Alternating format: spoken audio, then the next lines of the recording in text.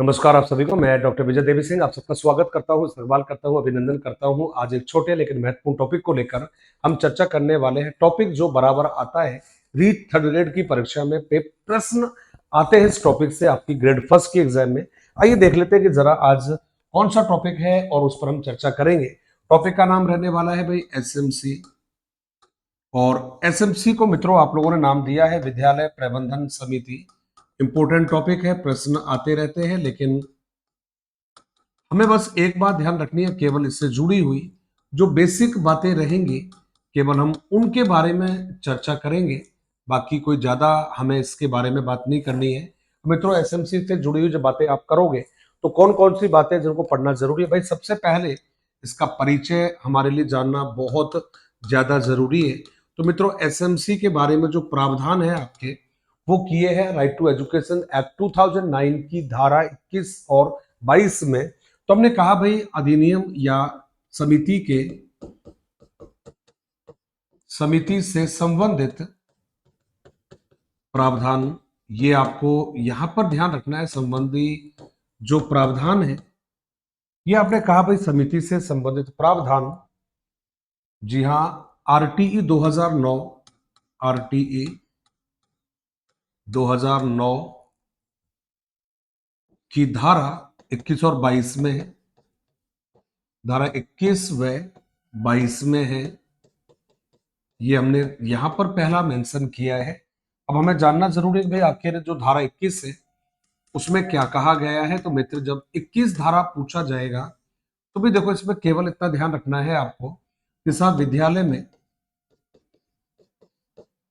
SMC का गठन होगा, एसएमसी का गठन होगा, ये हमने यहां पर मेंशन किया है। अब कौन से स्कूल में होगा मित्रों, तो ध्यान रखिएगा ये जो गठन है आपको ये करना है राजकीय विद्यालय में, राजकीय। और राजकीय के साथ में आपने मित्रों लिखा है अनुदानित जो स्कूल है आपके, उन स्कूलों में इसका गठन होना जरूरी है। अगला जवाब रहेगा मित्र जो कि इंपॉर्टेंट भी है, कहते हैं सब कक्षा 1 से लेकर 8वीं तक के जो स्कूल है उनमें इसका गठन किया जाएगा। सेकंड रहेगा आपका धारा नंबर, जी हाँ 22 रहेगा। तो अगली जो आपका आर्टिकल है, अगला जो धारा है, अगला जो प्रावधान है ये किया है आपका 22 में। और धारा नंबर 22 क्या कह रहा है कि साहब एसएमसी विद्यालय विकास योजनाओं का निर्माण करेगी।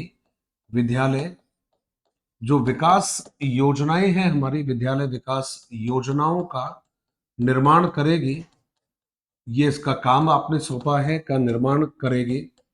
तो ये भी क्लियर हो गया है कि भाई एसएमसी जो है वो आपके लिए विकास योजनाओं का निर्माण करेगी मित्र, ये हमने सौंपा है। अब इसके बाद में हमने कहा मित्र जो एसएमसी है ये कार्य जो रहेगा इसका कौन सा रहेगा, कौन से कार्य है जो इसके द्वारा किए जाने हैं। तो मित्र आप सभी को ध्यान रखना है, सबसे पहला जो काम रहेगा वो हमने कहा भाई विद्यालय विकास योजनाओं का निर्माण करेगी। पहला काम है विद्यालय विकास योजनाओं का निर्माण करेगी, ये इसको पहला काम आपने सौंपा है, विद्यालय विकास योजना का निर्माण करना, ये इसका पहला स्टेप रहेगा। अब हमने कहा सर ये तो पहला है, दूसरा कौन सा रहेगा मित्रों, आपने कहा है भाई विद्यालय, जी हाँ, योजनाओं का क्रियान्वयन, और क्रियान्वयन के साथ साथ जी हाँ निगरानी करना। वो सारी योजना जो केंद्र सरकार राज्य सरकार बनाती है ये सब करना इसका काम रहेगा। और नेक्स्ट मित्रों आपको ध्यान रखना है आय व्यय के साधनों का प्रबंधन करना, आय व्यय के साधनों की निगरानी करना। तो पहला काम है आय व्यय के साधनों की निगरानी आपने सौंपी है। और निगरानी व्यय, जी हाँ, प्रबंधन करना, कितना पैसा आ रहा है, कहाँ पर आ रहा है, कहाँ जा रहा है, इन सब की जो जांच करने का काम है वो इसी के द्वारा रहेगा। अब यहाँ पर मित्रों हमें जो सबसे ज्यादा जरूरी बात आपको करनी है, देखो भाई एसएमसी के बारे में करनी है। एसएमसी की एक होती है भाई देखो आम सभा होती है, और दूसरी जो है वो कार्यकारिणी सभा होती है। तो हमें आम सभा के बारे में ज्यादा कुछ लेना देना है नहीं भाई। हमारा जो सारा जो फोकस रहने वाला है आज की क्लास में वो रहने वाला है कार्यकारिणी के बारे में। अभी जो कार्यकारिणी सभा है इंपॉर्टेंट है, परीक्षा में प्रश्न आते हैं, लेकिन हम छोटी सी बात तो दोनों के बारे में ही कर लेते हैं। आम सभा का ध्यान रखना है, जो सदस्य है विद्यालय के सभी शिक्षक जो है सदस्य रहेंगे, विद्यालय के सभी शिक्षक इसके सदस्य रहेंगे, सभी शिक्षक इसके सदस्य होंगे मित्रों, इसके सदस्य होंगे। ये पहला आपका आंसर हो गया है। दूसरा हमें इसमें मेंशन करना है, क्या कहता है, विद्यालय में अध्ययनरत सभी अभिभावकों के या सभी बच्चों के अभिभावक, विद्यालय में अध्ययनरत,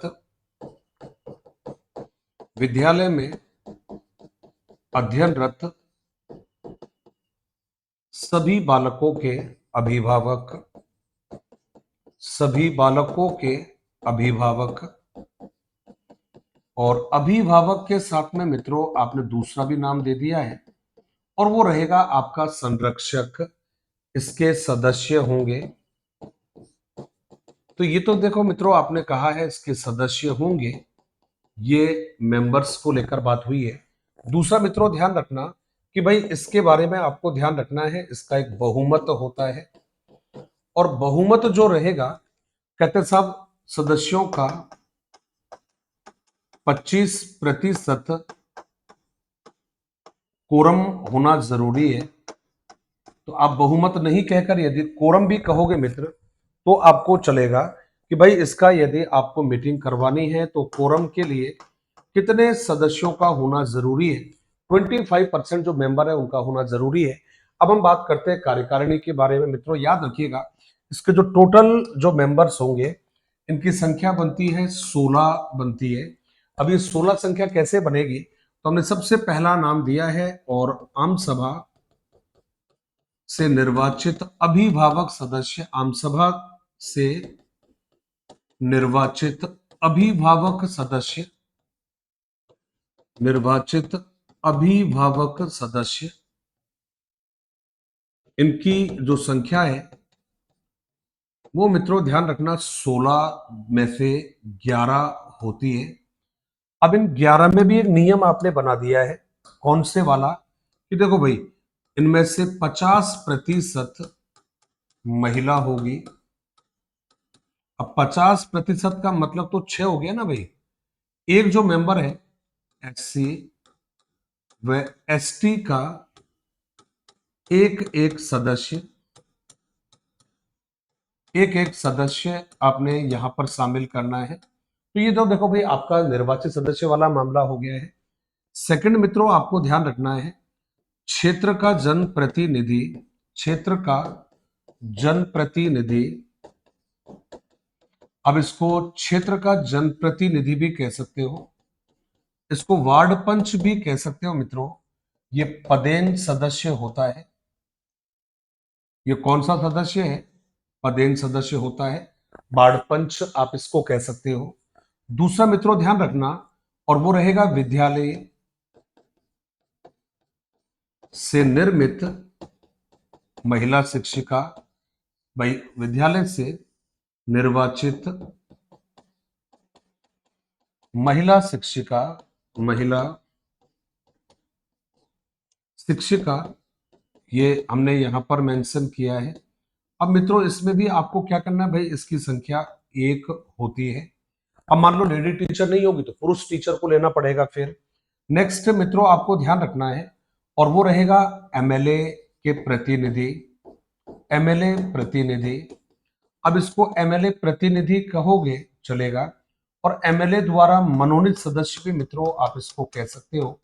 तो इनकी जो संख्या रहेगी ये 2 होती है। अब आप काउंट करिएगा, 11 यहां पर हो गया है, एक 12 हो गया है, 12 के बाद में 13 हो गया है, 13 और 2, जी हाँ 13, 14 और 15 हो चुका है। अब जो लास्ट जो इसमें मेंबर है मेरे मित्र ध्यान रखिएगा, वो रहेगा संस्था प्रधान। अब संस्था प्रधान कहोगे तो भी चलेगा, संस्था प्रधानाध्यापक कहोगे तो भी आपका कहेगा, और ये सचिव होता है मेरे मित्र, ये भी आपका पदेन सदस्य होता है, ध्यान रखना है आपका। तो कुल मिलाकर मैं समझता हूं कि आपने काउंट कर लिया है कि भाई इसमें जो मेंबर है वो 16 होते हैं, 11 हो गया है, 12 हो गया है, 13 हो गया है, 13 और 2, जी हाँ 15 और 15 1 16, ये आपके मेंबर होते हैं। अब इसमें लास्ट बात हमें क्या ध्यान रखना है कि जब भी आपका कार्यकारिणी का मामला आएगा तो मित्रों कार्यकारिणी से जुड़ी हुई छोटी छोटी जो बातें हैं ये आपको ध्यान रखना है। कौन सी बात रहेगा? सबसे पहले तो आपने एक तो भाई इसका कोरम वाला मामला ध्यान रखना है आपको कि कोरम जो है वो इसका कितना रहेगा। और कोरम जो रहेगा मित्र ध्यान रखना है आपको, ये रहेगा आपका 1/3, और 1/3 का मतलब हो गया 33.33 प्रतिशत जो सदस्य है इनका उपस्थित होना बहुत ज्यादा जरूरी है। फिर रहेगा मित्रों इसका एक अध्यक्ष होता है, और अध्यक्ष के साथ साथ ध्यान रखना है आपको उपाध्यक्ष होता है। अब इसमें ज्यादा लोड इसलिए नहीं लेनी हम लोगों को क्योंकि एसएमसी के अध्यक्ष और उपाध्यक्ष अभिभावक होते हैं, और अभिभावक का मतलब हो गया है कि भाई माता पिता होता है, तो अभिभावक कह दीजिएगा, माता पिता कह दीजिएगा, और आपने संरक्षक आपने कहा है। इसके अलावा मित्रों ध्यान रखिएगा कि इसको आप कार्यकारिणी का भी कहोगे, और कार्यकारिणी के अलावा इसको आपने जी हाँ एसएमसी का भी कह दिया है। इसके अलावा मित्रों ध्यान रखना है कि इसकी बैठक भी होती है। अब आप बैठक कहिएगा चाहे सभा कह दीजिएगा, ये होती है मित्र अमावस्या को होती है। इंपॉर्टेंट है, कई बार आपकी परीक्षा में पूछा जाता है ये कि साहब एसएमसी की मीटिंग बैठक कब होती है? अमावस्या वाले दिन होती है। अब यदि किसी कारणवश छुट्टी है उस दिन तो भाई ये दिन आगे पीछे हो सकता है। ये अब आपने यहाँ पर ध्यान दिया है। अब मित्रों इतना लास्ट में जरूर ध्यान रखिएगा, और उसमें कहा है आपने एसएमसी, और एसएमसी के बारे में मित्रों ध्यान रखना इसका जो कार्यकाल है मित्र, ये कार्यकाल आपका 2 वर्ष का होता है भाई। कितने वर्ष का होगा? तो आपने कहा सर 2 वर्ष का इसका कार्यकाल होता है, ध्यान रखना। नेक्स्ट रहेगा योजना। तो मित्रों योजना में ध्यान रखिएगा ये 3 वार्षिक योजनाओं का निर्माण करती है। जी हाँ 3 जो वार्षिक योजना का निर्माण करती है ये इसके द्वारा बनाई जाती है। और मित्रों यदि हम बात करेंगे आरटीई 2009 के बारे में, तो मित्रों आरटीई 2009 का जब जिक्र आएगा तो ध्यान रखना भाई आरटीई 2009 की कुछ धाराएं इसके साथ जुड़ी हुई है। जैसे धारा आपने कहा कि सर कौन सी है, तो मैं धारा अभी आपको बताने वाला हूं। धारा धारा कौन सी रहेगी? तो भाई देखो धारा 21 का संबंध इसी के साथ में है, धारा 22 का संबंध इसी के साथ में है, और धारा नंबर 37 यदि आपको याद होगा जिसमें सद्भावना पूर्वक कार्यवाही को उल्लेख किया गया है, ये सब इसी में लिखा हुआ है। और लास्ट जरूर ध्यान रखिएगा, कहते हैं साहब इसका जो एसएमसी का जो सदस्यों का जो निर्वाचन है, ये बस आपको ध्यान रखना है भाई सदस्यों का जो निर्वाचन है ये कब तक हो जाना चाहिए। तो मित्रों आपने कहा है प्रत्येक वर्ष, और प्रत्येक वर्ष में भी आपने जो समय निर्धारित किया है वो रहेगा भाई 14 अगस्त तक इसका जो निर्वाचन है सदस्यों का ये हो जाना चाहिए। ये एक छोटा लेकिन बड़ा मजेदार टॉपिक रहा है जिसको आपने एसएमसी कहा है।